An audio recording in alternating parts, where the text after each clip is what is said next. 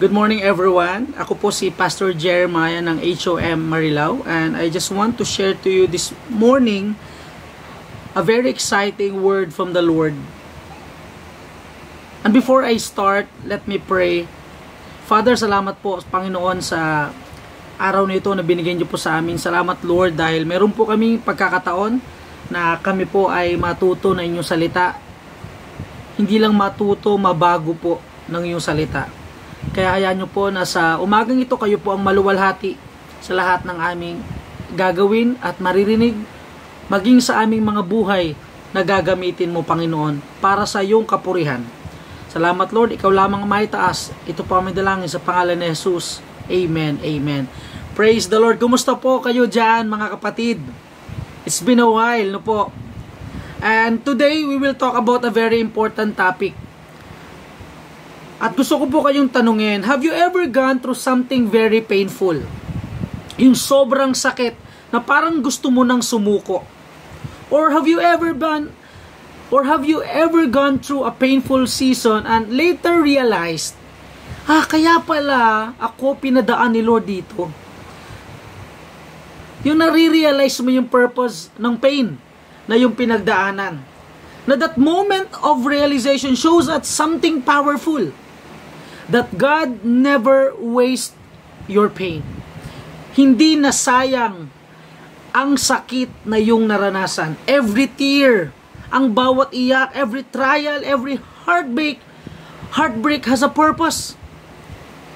He comforts us not only to restore us, but to prepare us. So that when others go through the same thing, we can say, I've been there. And God was faithful. Lahat tayo, naranasan nating masaktan, mawalan, maiwan, mag-ghost. Pero alam niyo po ba na si Apostol Pablo din ay dumaan sa matinding paghihirap. Yet, instead of complaining, he said in 2 Corinthians 1:3-5, Blessed be the God and Father of our Lord Jesus Christ, the Father of mercy and God of all comfort, who comforts us in all our affliction, so that we may be able to comfort those who are in any affliction, with the comfort with which we ourselves are comforted by God. Purihin ang Diyos sa pagkabasa ng kanyang salita. Binanggit po ito ni Pablo sa panahon na siya ay hirap na hirap. He is in the middle of pain. Why? Because the context of 2 Corinthians is that these people are against him. Diba naalala natin ng 1 Corinthians, it's about church unity. Yung topic ni Paul. Pagdating ng 2 Corinthians, the second letter came to Paul, may nag-report kay Paul na nangyayari sa iglesia ng Corinto, at this time, galit ang mga tao kay Pablo. Ayaw nila sa kanya, hindi niya gusto yung posisyon niya as a leader, hindi nila nagugustuhan ang kanyang pagsasalita, but still, Paul discovered this wonderful truth that God comforts us not just to make us feel better, but to make us able to comfort others. So yung pain na nararanasan ni Paul, kinomfort siya ni Lord para yung comfort na yon ay magamit niya to comfort others. That's why the title of our message today is Comforted to Comfort. We are not just receivers of God's comfort. Kung meron kang katabi ngayon, sabihin mo sa kanya, hindi ka lang tagatanggap ng biyaya, ng habag o ng aliw. We also carry it. Dala-dala natin ito. Para saan? Parang ibang tao ay maranasan din ang comfort from the Lord. God doesn't waste our pain. As I said earlier, bakit? Ginagamit ito ng Lord para tayo ay maging kagamit-gamit upang maraming tao na nangangailangan ng aliw ay magkaroon ng comfort, ng aliw mula sa Panginoon. At meron po akong tatlong powerful truths about God's comfort today. na gusto ko pong pag-usapan natin. Ito po ay kinuha mula doon po sa ating talata sa 2 Corinthians 1:3-5. Our first point today na gusto ko pong lagi nating tandaan is that God is the source of mercy and comfort. Ang sabi po sa verse 3, "Blessed be the God and Father of our Lord Jesus Christ, the Father of mercies and the God of all comfort."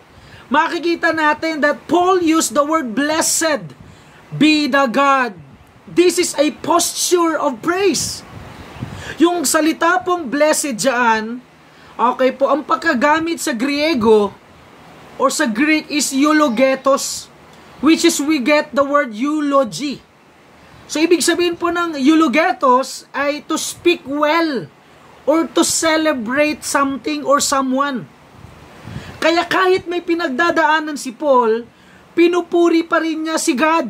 Bakit? Dahil ang papuri niya ay hindi nakabase sa sitwasyon.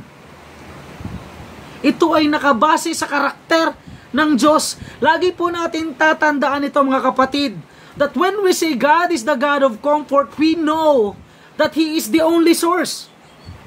That means, in this world na kinabubuhayan natin, nilalakaran natin, there are other source of comfort na akala ng tao, masasatisfy sila. Sometimes we get our comfort from people. Yung iba sa pera, yung iba sa jowa, di ba? Sa gamit, sa bag, sa sapatos. Now, don't misunderstand me. Yes, may joy kapag may bagong sapatos, di ba? May bagong bag sa babae or wallet, whatever. But those things, si jowa, si asawa, anak, lahat yon, these are temporary comfort. Okay po? Yung marami diyang magjowa, kala nila pag mag-asawa na sila, parang totally magiging happy na sila. Yung iba, pag sobrang yaman ko na, feeling ko magiging masaya na talaga ako, mababayaran na lahat. Pero alam mo po ba natin, di ba, alam natin na katotohanan, hindi lahat ng maraming pera masaya. Actually, mas marami nga po ang bilang ng nagsusuicide sa mga mayayaman. Okay po? That's why Paul said, "Blessed be the God." It means he is adoring, he's praising this God that is the source of happiness, the real source of joy, the real source of comfort. Mga kapatid, kung hindi natin kilala ang Diyos, we can never experience comfort. Because true worship is not about what happens to us, but it is about who God is. Hindi ito kung ano yung nangyayari sa atin, mga kapatid. It is who God is in our lives. That's why sabi ng isang pastor, napakarami daw po na Kristiyano ang sinungaling. Why? We sing songs about God, but in our daily lives, in our Monday, Tuesday, Wednesday, Thursday, Friday, Saturday, Sunday, no po, bihira natin maalala ang Diyos. At minsan nakakalimutan natin sino ba siya. Now in this text, binanggit po ni Pablo ang isa sa nature ni Lord. And that is the Father of mercies. Tingnan natin, that is in verse 3, di ba? "Blessed be the God and Father of our Lord Jesus Christ, the Father of mercies." Ang Ama ng awa. No po, ano ibig sabihin ng Pablo dito? Ito po yung nature ng Lord. He is the source of mercy. Hindi siya nauubusan. Every act of compassion na nararanasan natin ay naguugat sa puso ng Diyos na punong-puno ng awa sa atin. Kasi kung hindi naawa ang Diyos sa atin, lahat po tayo'y mapupunta ng impyerno. Kung hindi nahabag ang Diyos, kung hindi niya ipinadala ang kanyang bugtong na anak, lahat po tayo ay mapupunta ng impyerno. Kaya po, ang sinasabi ni Pablo na blessed be the God, ibig sabihin, sinicelebrate niya yung nature ng Diyos na pagiging maawain. No po? Kasi kung hindi naging maawain si Lord, lahat po tayo wala. Lahat po ng ginagawa natin ay walang kabuluhan. Next, sabi niya dyan, He is the God of all comfort. Una, Father of mercies. Number 2, God of all comfort. This is the ministry of the Lord in our lives. In every human being na nakakilala kay Lord. Yung salitang comfort dyan is from the Greek word paraklesis. Ito, ibig sabihin po nito ay to come alongside with us to help. Alam niyo po ba that this is also the Greek word used for the Holy Spirit?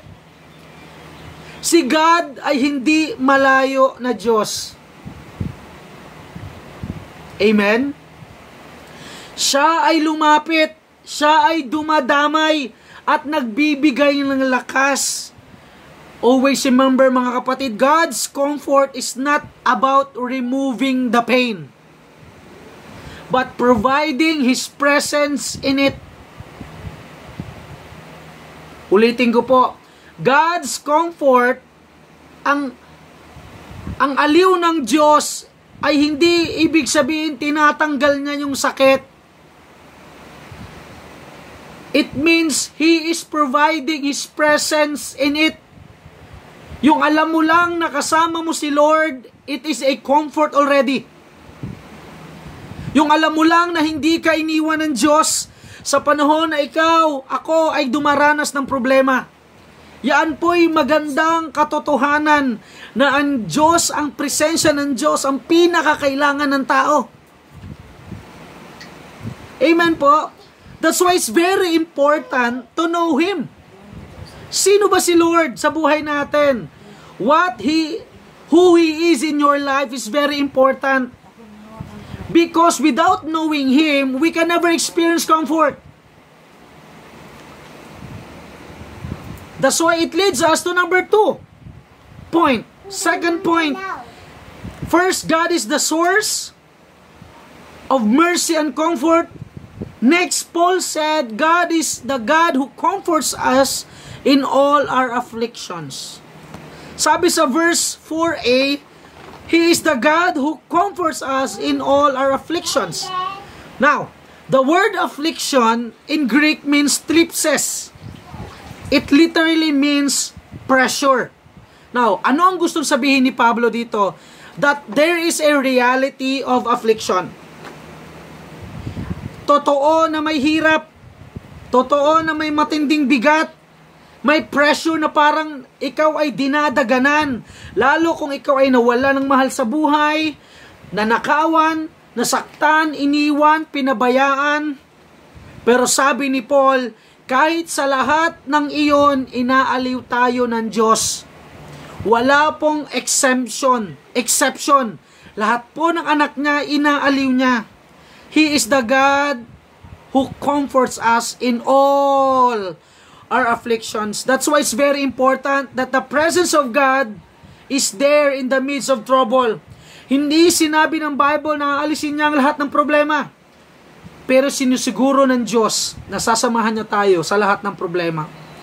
Parang isang bata na umiiyak, hindi niya kailangan ng bagong laruan. Ang kailangan niya ay ang yakap ng magulang. Ganoon din tayo kay Lord. Ang comfort ay nasa presensya niya, hindi sa kung anong meron tayo. Bakit? Lahat ng meron tayo, lahat yan mawawala.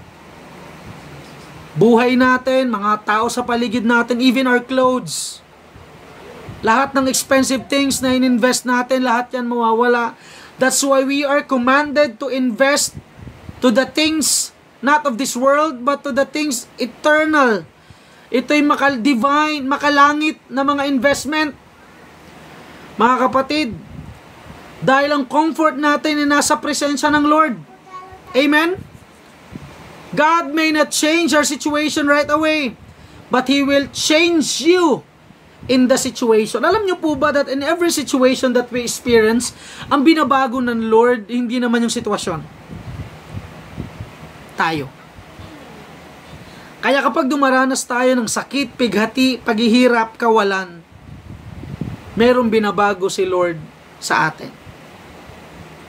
Sabihin mo sa katabi mo kung meron ka mang katabi ngayon, o sabihin mo sa sarili mo, sabihin mo sa kanya, anuman ang pinagdadaanan mo, ang dahilan niyan ay para baguhin ka.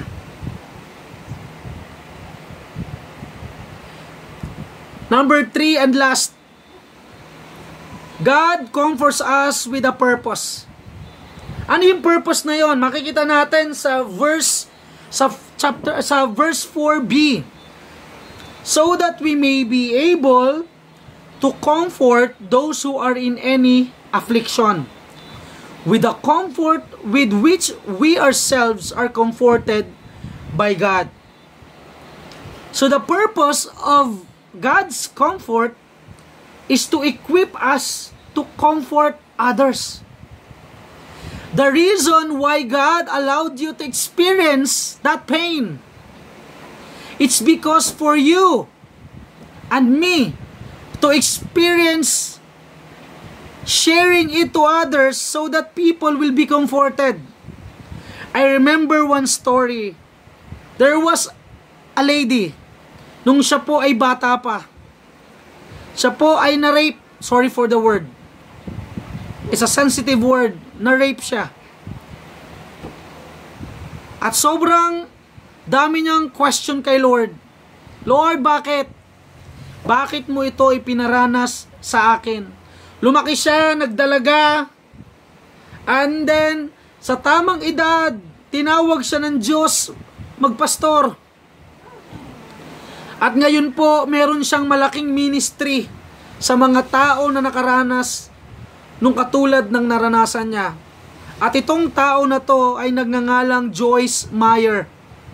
Isang sikat na pastora na ang ministry ngayon not just pastoring a church in America but also is helping these kids na nakaranas noon, rescuing kids na nakaranas ng katulad ng naranasan niya. And that's why we come up with a question, bakit tayo inaaliw ng Lord? Mga kapatid, hindi lang para gumaan ang ating pakiramdam. Praise God! Kung tayo po ay kino-comfort ng Lord. Praise God kung tayo ay nakakaranas ng pagyakap, pangungusap ng Diyos. Pero lagi po natin tandaan na ang pag-aaliw ng Diyos ay hindi lang para gumaan ang ating pakiramdam, kundi para matuto tayong magpasan ng bigatin ng iba. I want you to think right now, any person or people that you know that needs comfort. May mga tao po ba kayong kakilala na nangangailangan ng comfort ng Lord ngayon? Kapatid, we should share the love of Christ, the comfort that we receive from Christ to these people to be comforted. Amen? Mga kapatid, comfort received is comfort assigned. Ang lahat ng pinagdaanan mo ay pwedeng gamitin ni God para makapag-minister ka sa iba. Kung ikaw man ay dumaan sa isang mahirap na sitwasyon at ikay nagkaroon ng business, naging successful ang business mo, kapatid, I want to tell you this, you are also called by God to teach those people not to beg, but to know how to fish. Turuan mo sila kung anong diskarte ginawa mo. Anong pamamaraan ang ginawa mo. For example, anak po ako ng pastor. Alam ng mga pastor's kid ang mga struggle ng anak ng pastor nang lumalaki sa loob ng church. The pressure is too high. The expectations is very high. Na dapat ikaw ay namumuhay ng may matinding kabanalan kapag ikay anak ng pastor. Hindi alam ng mga tao na kapag ikay anak ng pastor, ikay individual soul na nangangailangan din ng kaligtasan mula sa Diyos. Or even ikaw ay lumaki sa church. Sometimes people think na lumaki sa church yan, siguro ligtas na yan. Pero tandaan po natin, even those people na lumaki ng church, kailangan po natin share ng gospel. Because shared comfort builds the church.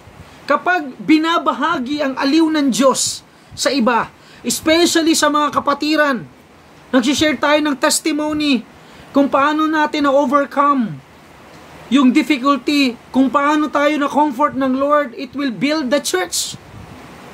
It will encourage the church. That's why I want to let you know and remind everyone, your story is very important.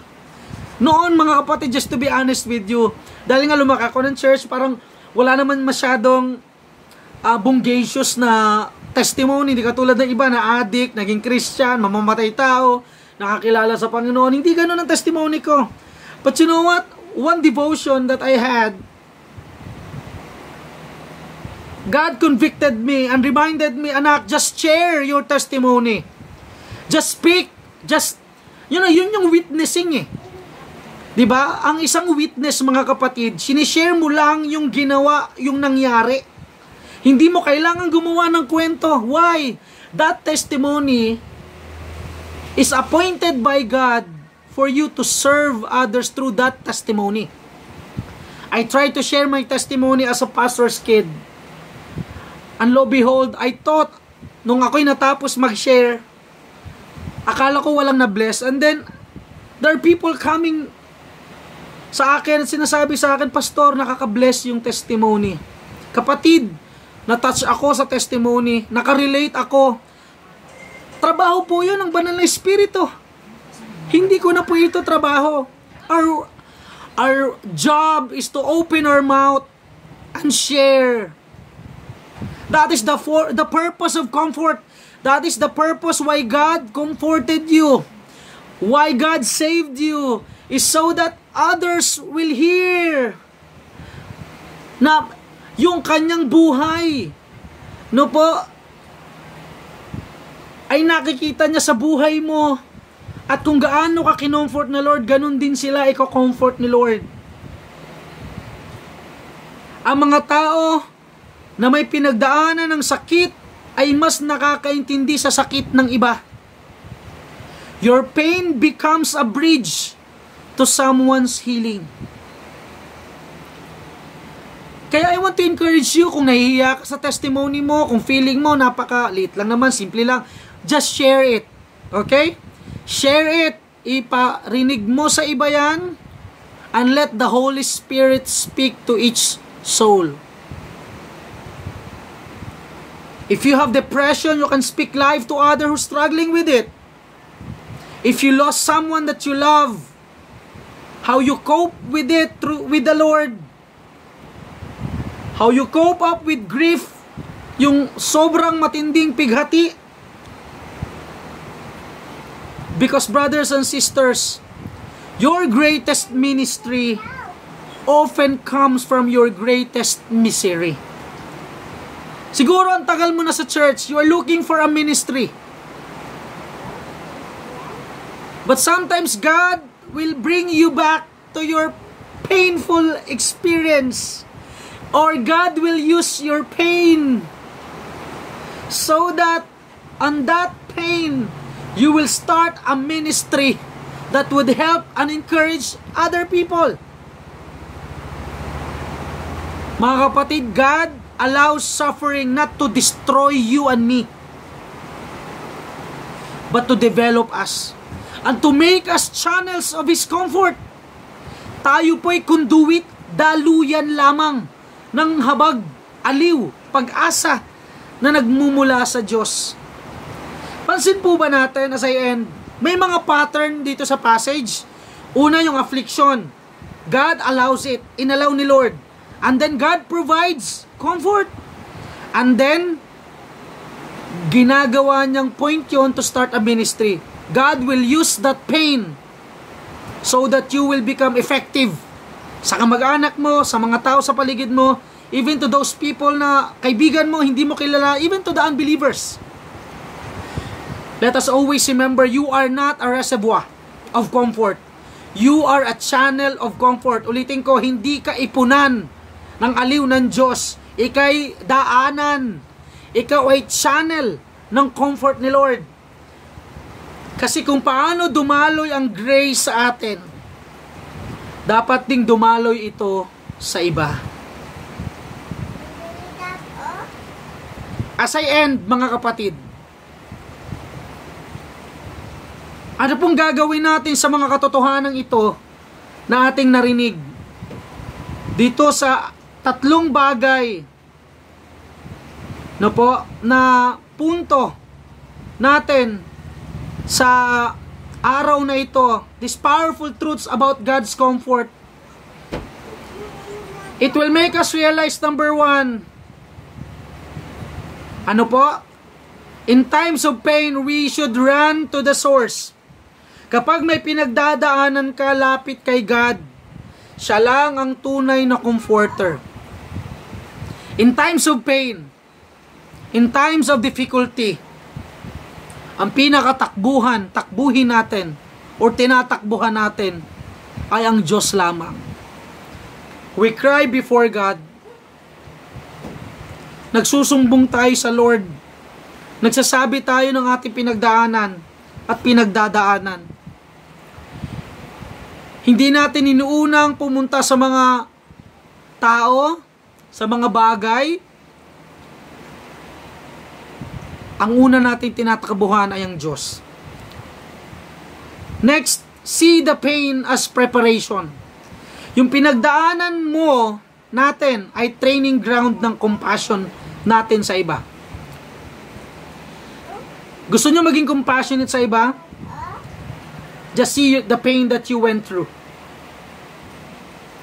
Yun ang gagamitin ni Lord. That is your preparation. Masasabi mo sa sarili mo, kaya pala pinagdaanan ko yun. Kaya pala ganun kasakit yung sitwasyon na yun. It's because God will use that for me to have compassion to others as well. Number 3, application today. Number 1, run to the source. Don't forget that. Number 2, see your pain as preparation from the Lord. And number 3, stay connected to Christ. The comfort flows through Him. Stay close to the source.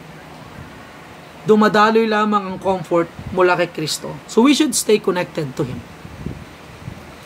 Number 4 and last, be a channel of comfort. Comforted people comfort people. That's how the body of Christ grows stronger.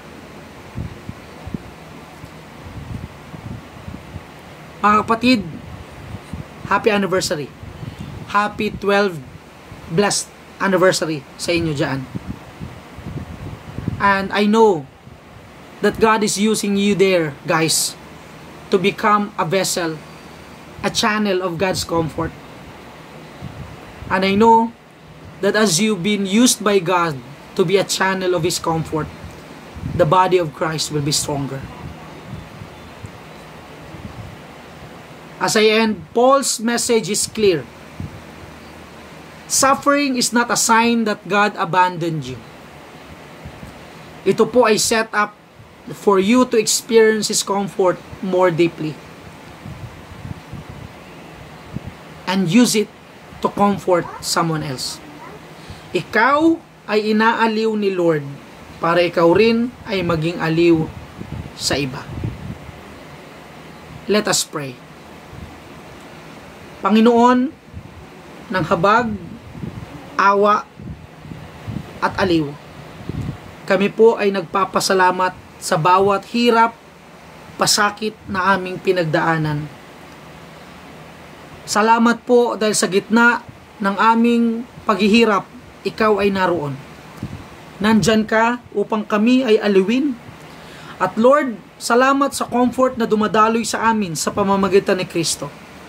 Dalayan ko po na sa mga kapatid na nakikinig sa akin sa sermon na ito, kung meron man po kaming pinagdaanan, and we question you, Lord, why? Lord, I believe today is the answer to that why. Kung bakit mo kami pinadaan sa ganun kahirap, it's because you wanted us to use that pain as a testimony so that others will be comforted. Thank you, Lord. Dahil katulad ng grapes, we are crushed. Pero yung juice nun ay maging kagamit-gamit upang marami po ang mablessed. Salamat po, turuan nyo kami na patuloy maging channel ng iyong kaaliwan sa lahat ng tao. And may we share the gospel through our lives and through our testimony. Salamat, Lord, use us for your glory and honor. At ang buhay na ito ay gamitin nyo po upang marami ang makakilala sa iyo. Salamat, Lord. Ito po kami dalangin sa pangalan ni Jesus. Amen. Amen. God bless us all. Thank you po.